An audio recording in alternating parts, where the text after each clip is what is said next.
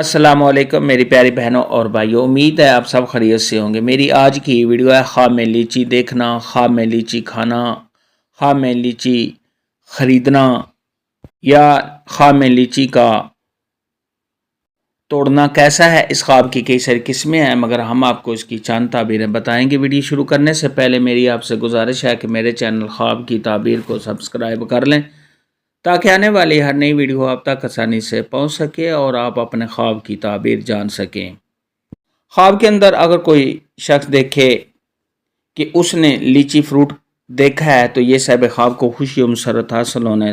صاحب خواب کی تمام مشکلات کے دور ہونے اور صاحب خواب کو کامیابی حاصل ہونے کی دلیل ہے۔ خواب کے اندر اگر کوئی شخص دیکھے کہ اس نے لیچی فروٹ کو کھایا ہے اور کھانے میں بہت ہی مزیدار اور اچھا ہے تو یہ صاحب خواب کی تمام مشکلات کے دور ہونے،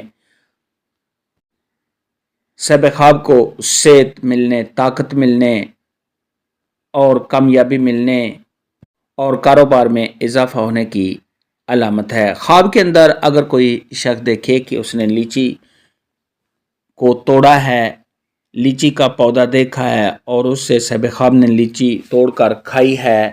تو یہ آرام و راحت ملنے، صاحب خواب کو کسی سے فائدہ ملنے، دلی سکون حاصل ہونے، تمام پریشانیوں کے دور ہونے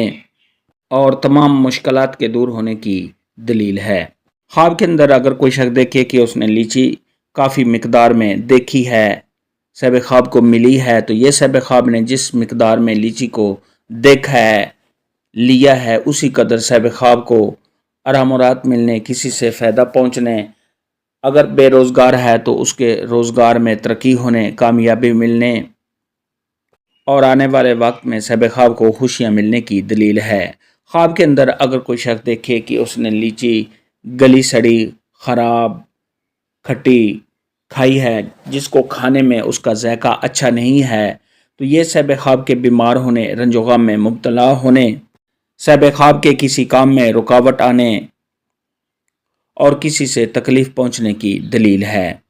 خواب کے اندر اگر کوئی شخص دیکھے کہ اس نے لیچی کے پودے سے لیچی توڑ توڑ کر کھائی ہے،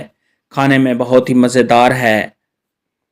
تو یہ صاحب خواب کے کاروبار میں اضافہ ہونے، اگر صاحب خواب کے دل میں کوئی مقصد ہے تو اس مقصد میں کامیابی حاصل ہونے